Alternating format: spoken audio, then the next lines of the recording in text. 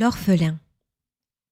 Mademoiselle Source avait adopté ce garçon autrefois en des circonstances bien tristes. Elle était âgée alors de 36 ans et sa difformité, elle avait glissé des genoux de sa bonne dans la cheminée étant enfant, et toute sa figure, brûlée horriblement, était demeurée affreuse à voir. Sa difformité l'avait décidée à ne point se marier, car elle ne voulait pas être épousée pour son argent. Une voisine, devenue veuve étant grosse, mourut en couche, ne laissant pas un sou. Mademoiselle Source recueillit le nouveau-né, le mit en nourrice, l'éleva, l'envoya en pension, puis le reprit à l'âge de 14 ans, afin d'avoir dans sa maison vide quelqu'un qui l'aimât, qui prit soin d'elle, qui lui rendit douce la vieillesse. Elle habitait une petite propriété de campagne à 4 lieues de Rennes, et elle vivait maintenant sans servante. La dépense ayant augmenté de plus du double depuis l'arrivée de cet orphelin, ces 3 000 francs de revenus ne pouvaient plus suffire à nourrir 3 personnes. Elle faisait elle-même le ménage et la cuisine, et elle envoyait aux commissions le petit, qui s'occupait encore à cultiver le jardin.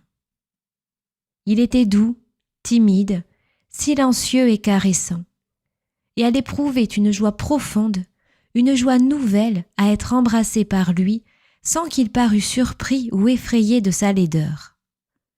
Il appelait tante et la traitait comme une mère. Le soir, ils s'asseyaient tous deux au coin du feu et elle lui préparait des douceurs. Elle faisait chauffer du vin et grillait une tranche de pain, et c'était une petite dînette charmante avant d'aller se mettre au lit. Souvent, elle le prenait sur ses genoux et le couvrait de caresses en lui murmurant dans l'oreille des mots tendrement passionnés. Elle appelait « ma petite fleur, mon chérubin, mon ange adoré, mon divin bijou ». Il se laissait faire doucement, cachant sa tête sur l'épaule de la vieille fille. Bien qu'il eût maintenant près de 15 ans, il était demeuré frêle et petit, avec un air un peu maladif. Quelquefois, Mademoiselle Source l'amenait à la ville voir 2 parentes qu'elle avait, cousines éloignées, mariées dans un faubourg, sa seule famille. Les 2 femmes lui en voulaient toujours d'avoir adopté cet enfant, à cause de l'héritage. Mais elle la recevait quand même avec empressement, espérant encore leur part, un tiers sans doute, si on divisait également sa succession. Elle était heureuse, très heureuse, à toute heure occupée de son enfant. Elle lui acheta des livres pour lui orner l'esprit, et il se mit à lire passionnément. Le soir, maintenant, il ne montait plus sur ses genoux pour la câliner comme autrefois, mais il s'asseyait vivement sur sa petite chaise au coin de la cheminée et il ouvrait un volume. La lampe posée au bord de la tablette, au-dessus de sa tête, éclairait ses cheveux bouclés et un morceau de sa chair du front.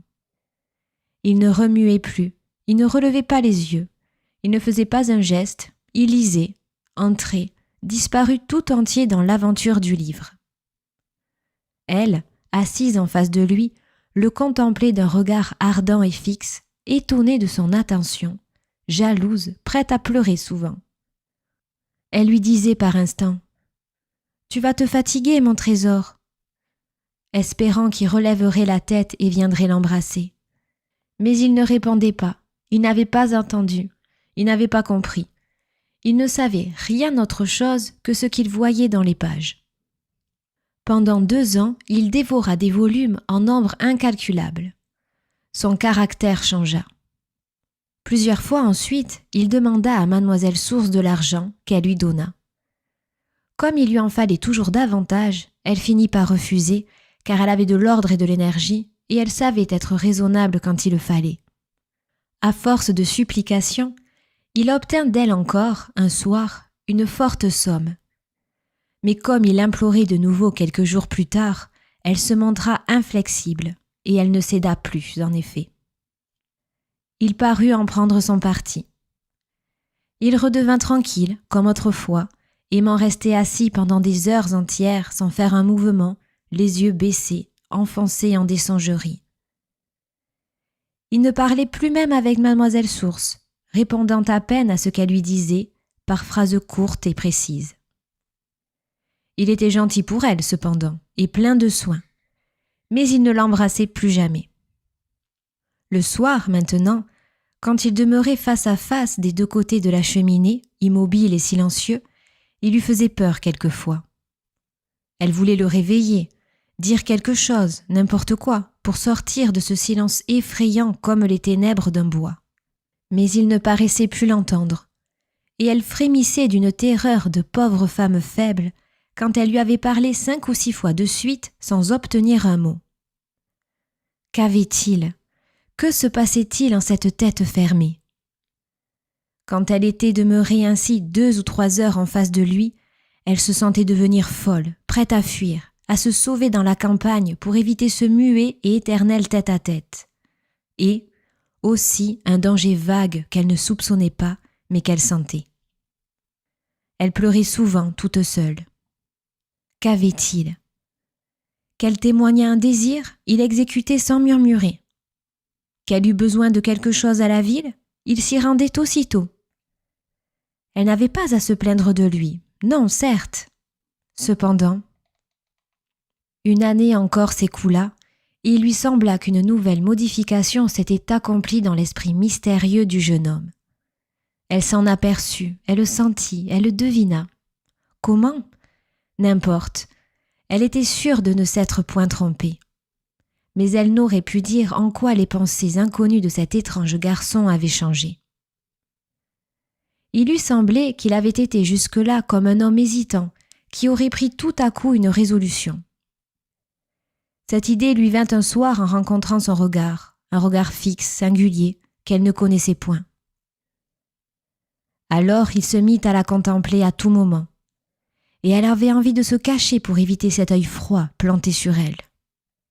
Pendant des soirs entiers il la fixait, se détournant seulement quand elle disait, à bout de force, « Ne me regarde donc pas comme ça, mon enfant !» Alors il baissait la tête. Mais dès qu'elle avait le dos tourné, elle sentait de nouveau son œil sur elle. Où qu'elle allât, il la poursuivait de son regard obstiné. Parfois, quand elle se promenait dans son petit jardin, elle l'apercevait tout à coup blotti dans un massif comme s'il se fût mis en embuscade. Ou bien, lorsqu'elle s'installait devant son logis à raccommoder des bas et qu'il bêchait quelques carrés de légumes, il la guettait tout en travaillant, d'une façon sournoise et continue. Elle avait beau lui demander « Qu'as-tu, mon petit ? Depuis 3 ans, tu deviens tout différent. Je ne te reconnais pas. Dis-moi ce que tu as, ce que tu penses, je t'en supplie. » Il prononçait invariablement d'un ton calme et fatigué. « Mais je n'ai rien, ma tante. » Et quand elle insistait, le suppliant, « Eh, mon enfant, réponds-moi quand je te parle. Si tu savais quel chagrin tu me fais, tu me répondrais toujours et tu ne me regardais pas comme ça. As-tu de la peine ? Dis-le-moi, je te consolerai. » Il s'en allait d'un air las en murmurant « Mais je t'assure que je n'ai rien. » Il n'avait pas beaucoup grandi, ayant toujours l'aspect d'un enfant, bien que les traits de sa figure fussent d'un homme. Ils étaient durs et comme inachevés cependant. Il semblait incomplet, malvenu, ébauché seulement et inquiétant comme un mystère. C'était un être fermé, impénétrable, en qui semblait se faire sans cesse un travail mental, actif et dangereux. Mademoiselle Source sentait bien tout cela, et elle ne dormait plus d'angoisse. Des terreurs affreuses l'assaillaient, des cauchemars épouvantables. Elle s'enfermait dans sa chambre et barricadait sa porte, torturée par l'épouvante. De quoi avait-elle peur ? Elle n'en savait rien. Peur de tout, de la nuit, des murs, des formes que la lune projette à travers les rideaux blancs des fenêtres, et peur de lui surtout. Pourquoi ? Qu'avait-elle à craindre ? Le savait-elle ? Elle ne pouvait plus vivre ainsi. Elle était sûre qu'un malheur la menaçait, un malheur affreux. Elle partit un matin, en secret, et se rendit à la ville auprès de ses parentes. Elle leur raconta la chose d'une voix haletante. Les 2 femmes pensèrent qu'elle devenait folle et tâchèrent de la rassurer. Elle disait « Si vous saviez comme il me regarde du matin au soir, il ne me quitte pas des yeux. Par moments, j'ai envie de crier au secours, d'appeler les voisins tant j'ai peur. Mais qu'est-ce que je leur dirai ? Il ne fait rien que de me regarder. » Les deux cousines demandaient : « Est-il brutal avec vous ? Vous répond-il durement ? » Elle reprenait : « Non, jamais. Il fait tout ce que je veux. Il travaille bien. Il est rangé maintenant. Mais je n'y tiens plus de peur. Il a quelque chose dans la tête. J'en suis certaine, bien certaine. Je ne veux plus rester toute seule avec lui, comme ça, dans la campagne. » Les parentes, effarées, lui représentaient qu'on s'étonnerait, qu'on ne comprendrait pas, et elles lui conseillèrent de taire ses craintes et ses projets, sans la dissuader cependant de venir habiter à la ville, espérant par là un retour de l'héritage entier. Elles lui promirent même de l'aider à vendre sa maison et à en trouver une autre auprès d'elle.